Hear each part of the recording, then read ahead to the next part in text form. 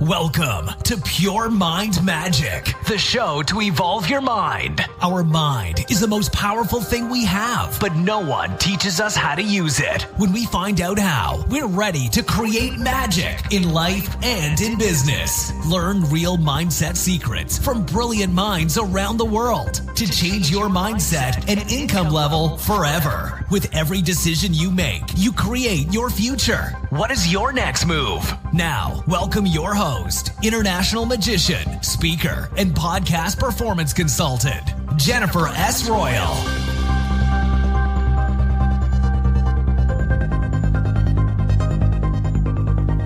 Hi, this is Jennifer S. Royal, and welcome back to Pure Mind Magic. I have to confess, today's interview is one of my all-time favorite interviews. I had the honor to interview the great Eric Morris. He is the creator of the Eric Morris system of acting. And he's the author of several books and still coaches together with his wife from Los Angeles, big name in the film industry worldwide. Eric is just awesome. He is a living inspiration and he has so much energy. You can't believe it. I enjoyed this interview so much. And he has worked with really big names like Arnold Schwarzenegger, Johnny Depp, Jack Nicholson, and will give us today some insights on how it was working with them.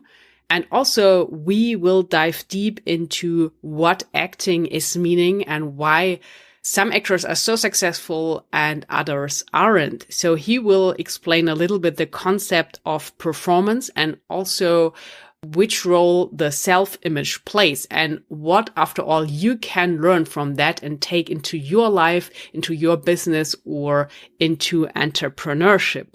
He just wrote his latest book with the title A Second Chance in Life. So we will talk about that as well. And in this book, you will find all this wisdom he gained over all the years working with all those actors. And he still teaches acting in Los Angeles in classes there. There's also a book I came across from him, what I really enjoyed, and the title is Acting, Imagine, and the Unconscious. So I will leave some links in the show notes. You can check that out. I'm sure you can't wait to dive into the interview. It's the same with me. Before we do, I have a short note for you. I just released my very first online class or online course. And with my link, because you are my listeners, you get a 90% off the course.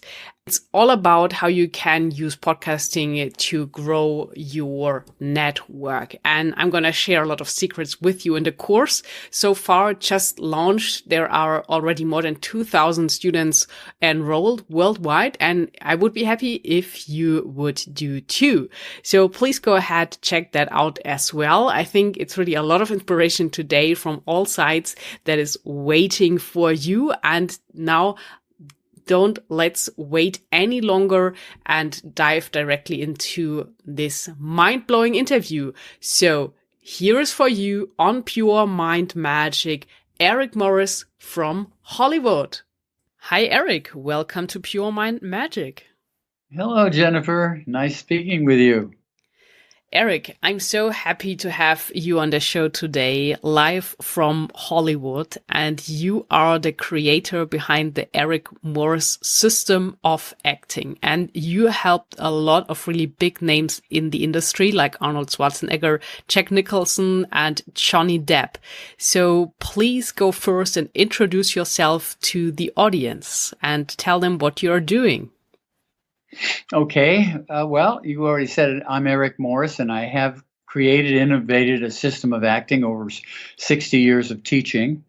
I call it the Eric Morris system. It's based on Stanislavski, a 100-year-old system, but it goes way beyond, galaxies beyond the original precepts. But that is the foundation. I was influenced by Lee Strasberg.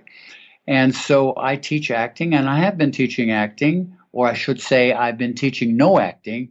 I've been teaching people how not to act but to become professional experiencers for 60 years. And I've taught many, many, many actors out there, actually decades of actors who are out there working, still working in the industry and in film and on the stage. So I feel very grateful that I had the opportunity to have that influence on at least 3 or 4 or 5 decades of actors. So I'm very grateful for that. And I teach acting in Hollywood, or no acting, as I say. And I've written 9 books on my system that really details it. And the real, it might be a little confusing to say, I teach people how not to act. Well, are you an acting teacher or no acting teacher? But actually what I mean is I teach people how to become professional experiencers, which is really important, because 100 years ago, Stanislavski made a statement that has gone lost. It kind of got lost in the ether up there in the atmosphere. He said that an actor must be able to experience what the character in a play or a film or whatever is experiencing. And I don't know how that statement got lost, because for almost a century, that I don't know very many people out there teaching people how not to act and become professional experiencers. What it really means is that the actor has got to be able to experience emotionally everything the character is experiencing in a scene, in a film or play. And by doing that, he has to use its own living experiences as choices for experiencing what the character is experiencing. Now, in order to do that, and I think this is one of the major contributions of my system, is I work with actors diligently to eliminate their obstacles, blocks, emotional blocks, dependencies, fear, tension, anxiety, superstition, being influenced by religious theories that are limiting. So what I do is I do a lot of instrumental work to liberate the actor and eliminate the obstacles, blocks, and tension and fear and insecurities that we develop growing up in our society, and the damage that we acquire from well-meaning people, from parents who love us, but they damage us, from peer groups, from lovers, from wives, from husbands, from doctors, people who are well-meaning mainly, but they damage us in very circuitous ways. Well, this new book of mine, A Second Chance at Life, is totally dedicated to eliminating and repairing that damage. And all of the techniques in it come from my 60 years of teaching and in all the other 8 books. So essentially, that's what I do. I also have directed plays, and I do write books, and I am an actor. My first love was acting. I acted for many, many, many years. Did 25 movies, 50 television shows, and about 50 equity plays. So I am an actor through and through. And when an actor gets up on stage in my class, I understand what they're feeling, because I am there. I've been there. I don't sit in a chair or an ivory tower and talk to actors without having the actual input and experience that they are having. I know what they're feeling. I have been there. I am there. I am with them. So that's essentially who I am at the present time, and I love what I do. I love it. I love it. I can feel that. And it's really impressive, Eric, what you are doing there and also doing for people. And I'm sure what you just mentioned can also help everyone else outside of the acting or filming industry, because I know so many entrepreneurs that just stand in their own way and blocking the big opportunities from them. Or let's say things are in a blind spot and they can't see it because of some trauma in their childhood or past, or just staying in patterns that keep repeating and repeating in life. So what would you say can, like, the normal reader or a business person take away from your new book, A Second Chance in Life? Oh, I'm so happy, Jennifer, that you asked me that. the foreword was written by an MD psychiatrist who is very established. He's 81 years old, and he studied with me for 5 years. And he said something in the foreword of this book, and I'm so appreciative that he wrote it. He said, you can't just read this book. You have to do the work. You have to do the work outlined and blueprinted in this book. And if you do that work on a daily, weekly, monthly basis, it will totally change your life. It will repair the damage, liberate the person from the nagging damage that they've acquired in their life growing up in our society, criticism, things that have hurt them and damaged their security and their feeling of who they are, and created very, very false senses of themselves. This work really, really, really, really works. I've used it on myself. I've used it on other people. I had personal breakthrough at 81 when I challenged my self-image, which was a false self-image that I lived with and I was comfortable with. And what I did was I challenged it and I objectified my life as opposed to what I thought my self-image was. And it liberated me from a false self into a real self and changed my life. I don't know. I mean, I've been fairly successful. I don't know how much more I would have been able to contribute if I didn't have those limitations of a false self-image. But anyway, we can't go back and second guess our life. So I'm going on from there. I'm 87 now. That was 6 years ago. So these 6 years have been very productive in a very satisfying way. But this book is for everyone. It's for actors also, because that's my love. But it's for everyone. These techniques will be impacting and life-changing for anybody who's willing to do the work. What do I mean by the work? I mean by changing the ingredients and the outcome of a damaging experience, verbally or by using imaging, to reprogram the unconscious so you're not haunted by the liberation of that damage into your conscious behavior and into your conscious life. So there are ways to program and reprogram the unconscious, and I have many techniques that do that in terms of changing the ingredients. Many times, let's say you had a bad experience, one that was very damaging when you were 19, 21, whatever.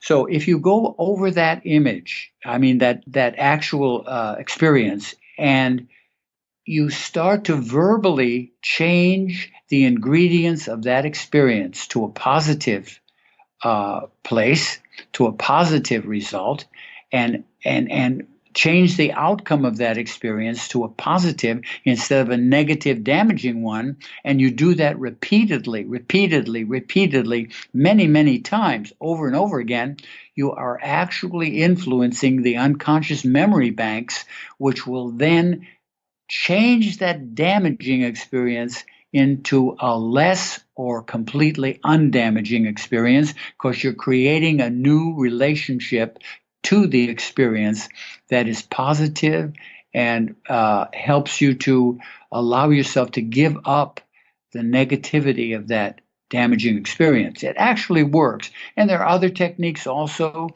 I use subpersonality work in affecting and changing that, those experiences that have been hurtful and damaging. And there's retrospective objectivity, there's imaging, there's dream work. In the book, talk about how to program your dreams, to image positive elements of your life and your experiences by programming your dreams, by dream catching, hopefully encouraging lucid dreaming so that you can actually manipulate your dreams when you're dreaming. There are so many techniques in this book that you actually work to change the lives of people who suffer from, as we all do, from the damage that we experience growing up in our lives. And I felt, when I wrote this book, I felt that it should not only be limited to actors, even though that's my field, Everybody should have the opportunity to change the negativity and the damaging experiences in their life so they can be healthy, happy, and successful. And I know this works because I have the living proof of it. I am the living proof of it, as well as the people I've worked with this. So it works, It isn't a question. When I wrote this book, the idea of making money on this book never occurred to me. As a matter of fact, none of the books that I wrote, I never wrote any of them for financial gain. I wrote them because I had to put this information out into the world. I mean, I'm not Saint Eric.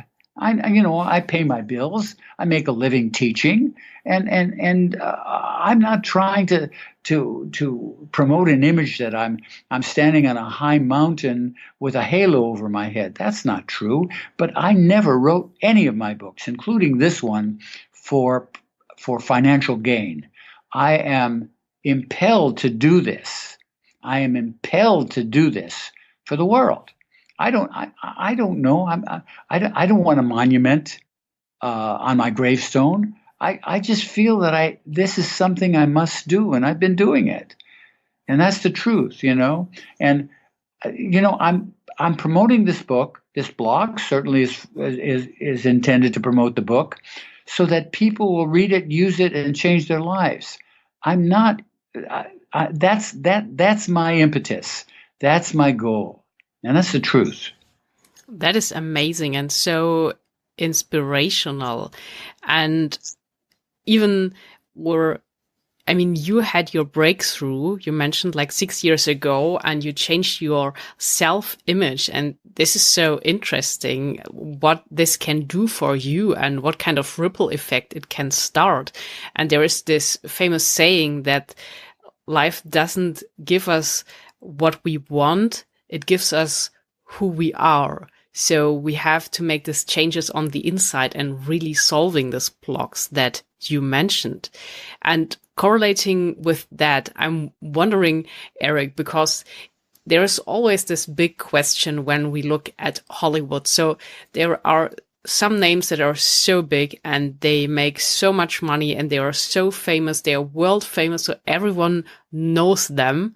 And I remember reading the book of Sylvester Stallone, and he was thinking once while he was traveling in a plane, and I think it was during his Rocky times, that he was imagining that sitting in the plane, looking down to the earth, that everyone down there knows his name. And he was describing this feeling with it.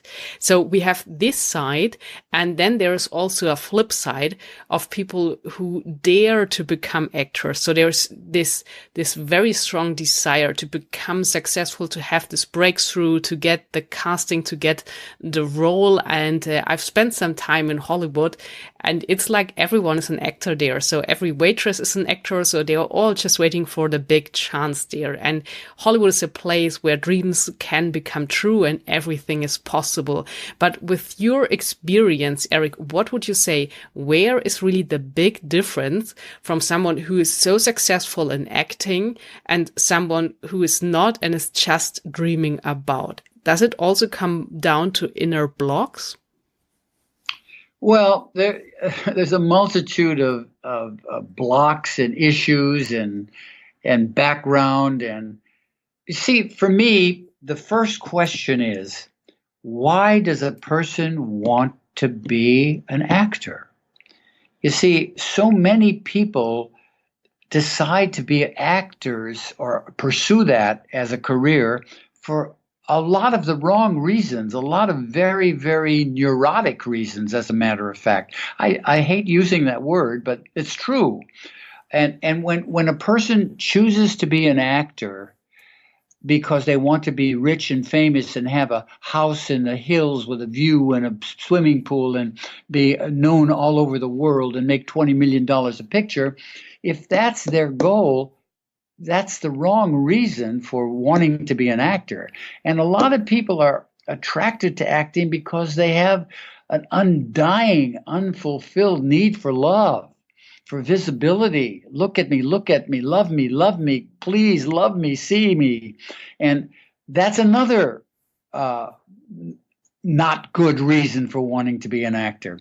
Over a period of 60 years, a lot of people approach me who ask me the similar questions, like, what do you think about my wanting to be an actor? What do I know it's a hard field, it's hard to break through. What's your advice? You know what I give these people? I say to them, don't unless you must. Mm-hmm. Don't even start to put a foot on that journey unless you love it. You must. For the love of it, you must. This is something you must do. It's your passion. It's your ambition. It's your love. Those are the reasons to become actors, not any of the aforementioned stuff. Love me, look at me, look at me, look at me, love me. Those needs come out of unhealthy places, and they should be dealt with in other ways than putting yourself on an acting market or pursuit in a journey of acting.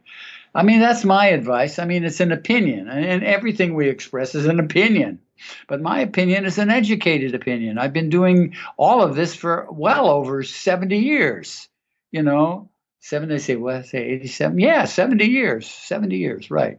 And so I have an educated opinion on it. But my heart goes out to everybody out there who is pursuing a career and wanting to make a living, not being a movie star, but to make a living at your love.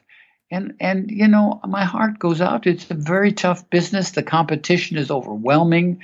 There are 120, 150,000 people in Screen Actors Guild in Hollywood vying for maybe 1,000 jobs a week. I mean, I don't mean to sound negative about it at all, because people break through and become successful and movie stars in spite of all of the competition. But I really believe you have to have a passion. And here is the main comment I have to make. You have to be in training. You have to be in training. You can't be in training when you're hired to be on a television show or in a movie. That's not a training ground. That is a performance ground. So you better be trained. So you should be studying, training. You have to be in a place where you can fail, in a workshop, in an acting workshop with an insightful teacher, coach. You have to be in training. I'm in training. I'm still in training. Baryshnikov said something very interesting. Baryshnikov, the ballet dancer, the Russian? Mm-hmm. Yeah. He said something very interesting. He said, if I don't train for one day, just one day, it takes me 4 days to get back to where I was before I didn't train. That's so true. I believe that an actor must have a place to fail, to explore, to experiment, to learn, to grow, to actually have a craft and know a craft, eliminate their instrumental blocks and obstacles and fears and tension, and also have a very specific craft for addressing and fulfilling dramatic material. And if you don't have those tools, then it's a pie in the sky. It's a pie in the sky wish and hope I'm going to do it. I'm just going to get a Screen Actors Guild card and I'm going to go out on auditions. That's a recipe for disaster, Yes, definitely. So that is really interesting what you are describing there and talking about training. So it's the same with magic. I just did an episode about practice, because everyone knows that magicians have to practice, practice, practice. And I'm sure it's the same with everything in life. So you can't just do it once and expect to be an expert at it. And it is so true for acting.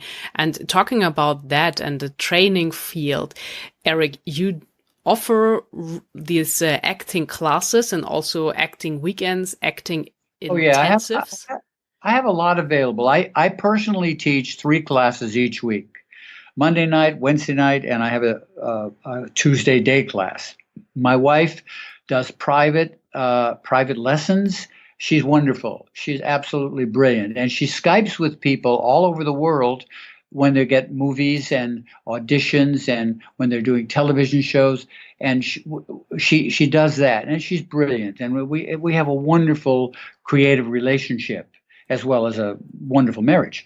But the thing is that we have a weekend intensive, 1 weekend a month for a whole year, and the people are invited into it when we feel they're ready to really work, because they've had some class experiences and they can assimilate what is done in the intensive.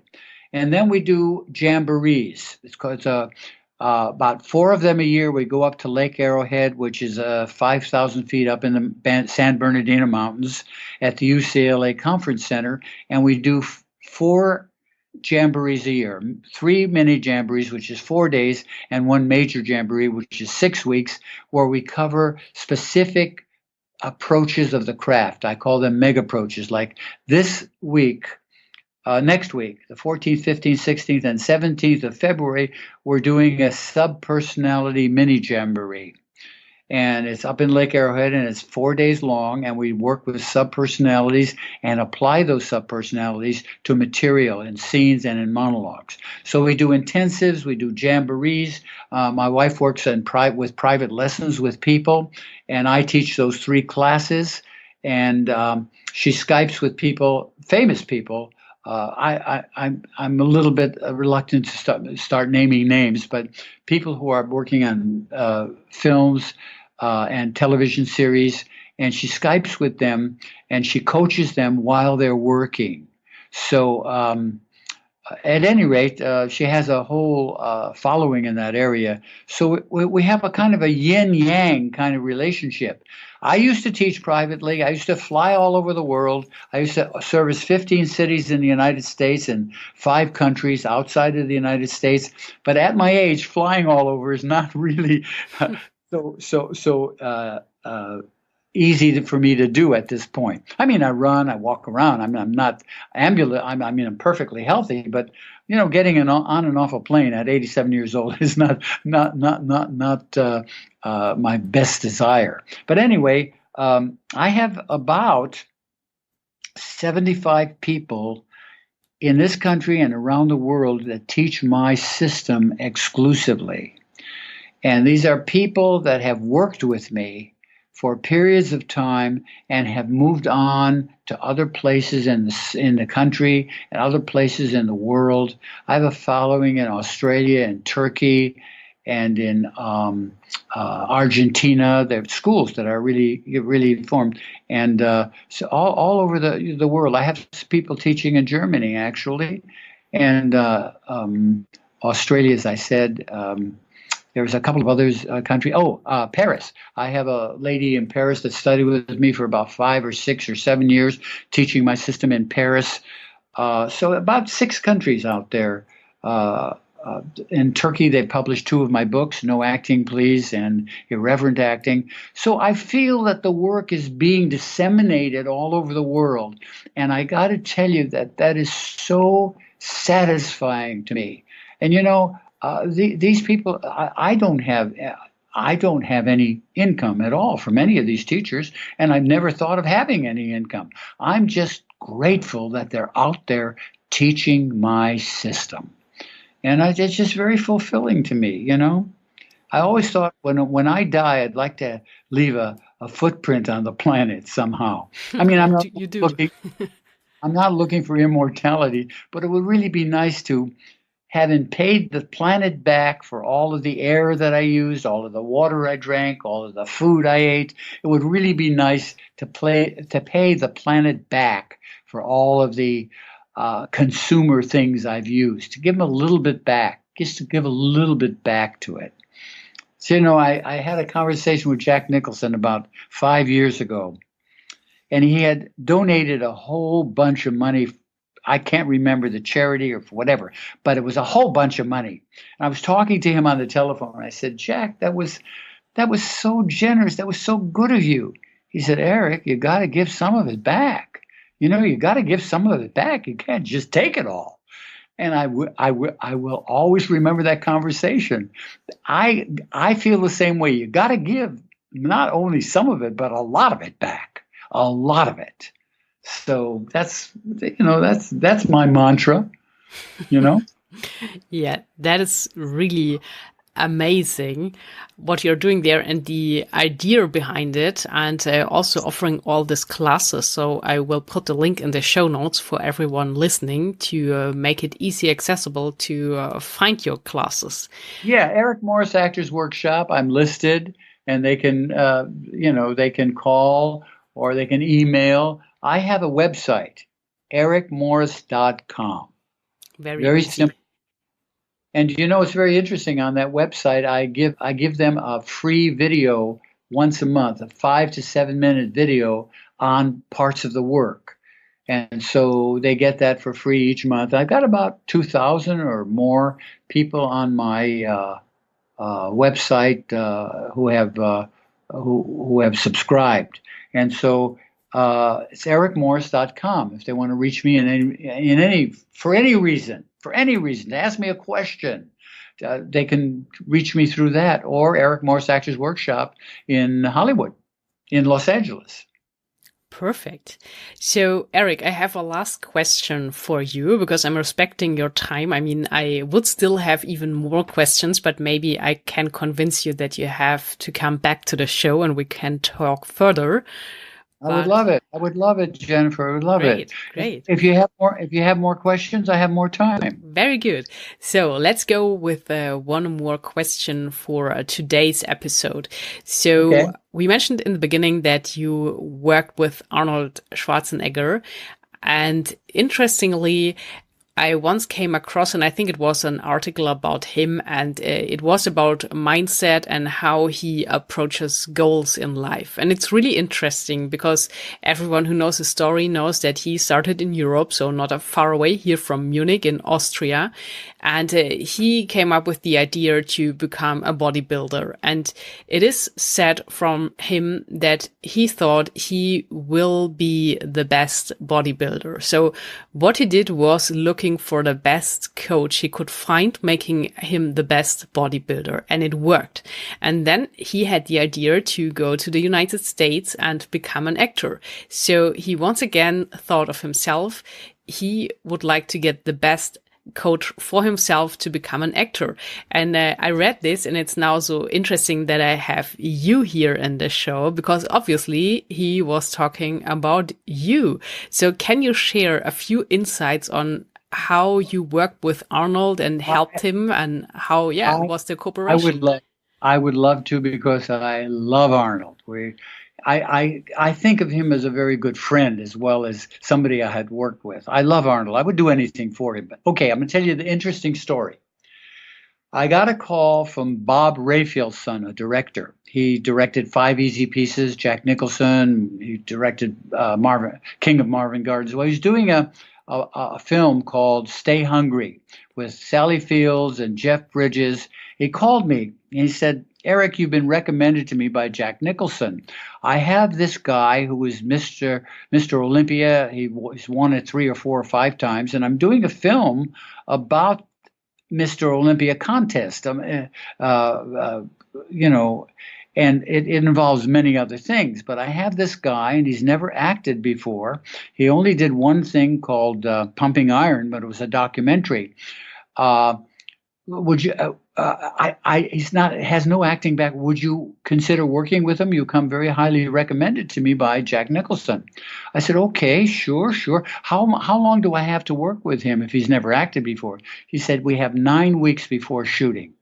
I said, oh, Mr. Bob Rafelson, no, that's not enough time for me to work with him. I mean, I could maybe confuse him more than help him. No, So I said, well, wait a minute. Before you refuse, would you meet with him and see how he responds and whatever? I said, okay, all right. I had never heard of him at that time. So he said, okay, I'm going to send him down to your workshop. I was in another place. I was on Fountain and Vine at the time. And I said, okay, so how will I recognize him? It was a dead silence on the other side of the phone because I didn't know him. He says, well, Eric, he's about as wide as he is tall. So I okay, send him down. This is a wonderful story because it was great. Same. So he pulls into my parking lot at my theater in a silver BMW. Comes comes out of the car with a white turtleneck uh, sweater, and he's big smile on his face. Sticks out his hand. He says, "Hi, are you Eric? I'm Arnold. Hi." And he gives me his hand, and he squeezed me. We shook hands, and he came in. I had, at that time they had sent me a script, so I had read the script. And so he sat down. We started talking, and it was love at first sight for both of us. We clicked. We clicked. So for the first 6 weeks, I didn't touch one line in the script or one scene.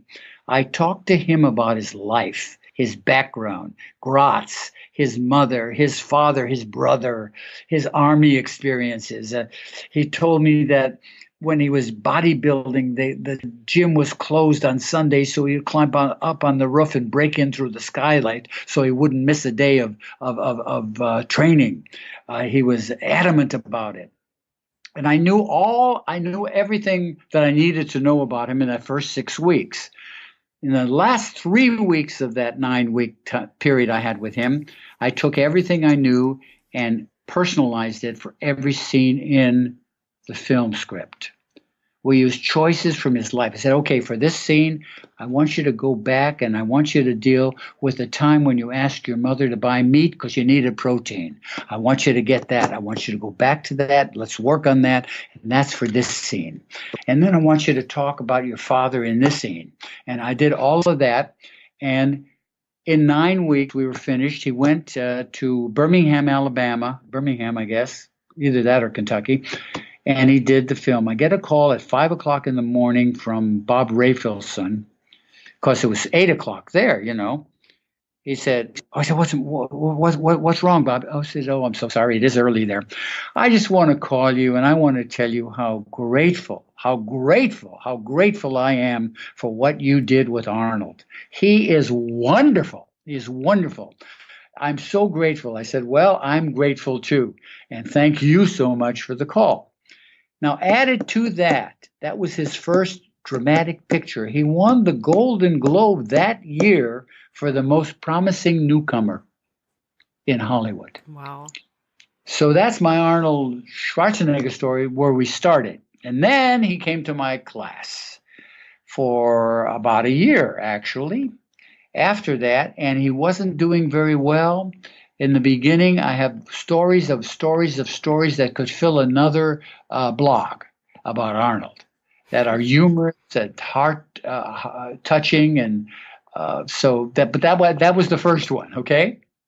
Mm-hmm. About how I met him and we worked together.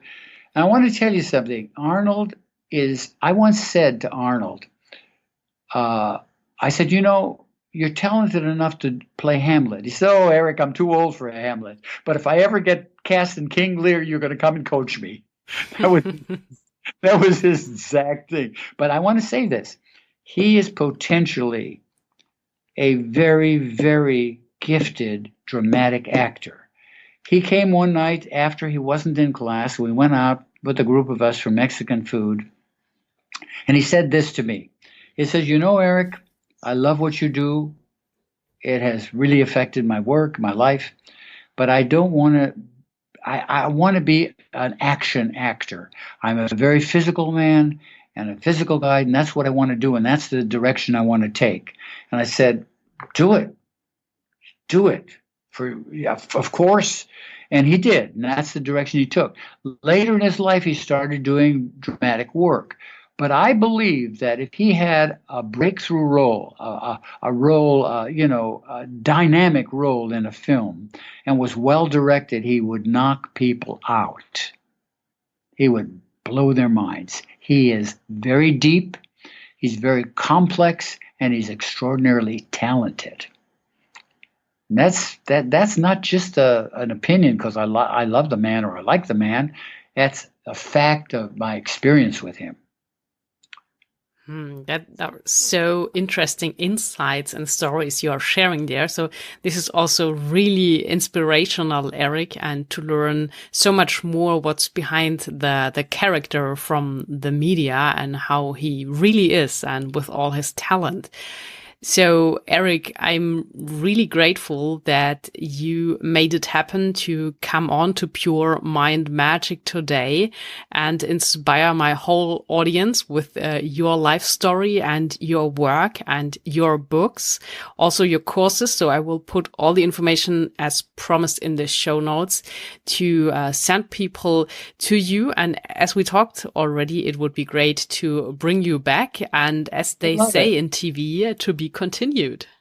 I love it, Jennifer. Love talking with you. I love where you're coming from. We're on the same page in many areas. Ladies and gentlemen, thanks for listening. I hope you do feel as inspired as I do after this interview with the great Eric Morris, and you learned a lot and also some great insights into the industry of Hollywood of acting. So make sure that you check out his books, especially his latest book, so you can apply all the principles into your life, what he is teaching to actors. And also remember that you can get started with my brand new course on how you can use the amazing medium of podcasting to grow your personal and business network. It just started and now you can get 90% off with my link directly below this episode. Also, I decided to do another special episode tomorrow with my good friend Christine Slonsky from Berlin. We met in person and she's really the expert when it comes to selling high tickets. She's all about selling and knows all the selling secrets. She also has her own podcast, The Hard Sells. I had the honor to be a guest there already, so you can check that out as well. And so you will learn tomorrow then some secrets on selling if you're interested. So then join me with this new episode. And for now, that's all. So have a good time and until tomorrow, create some magic.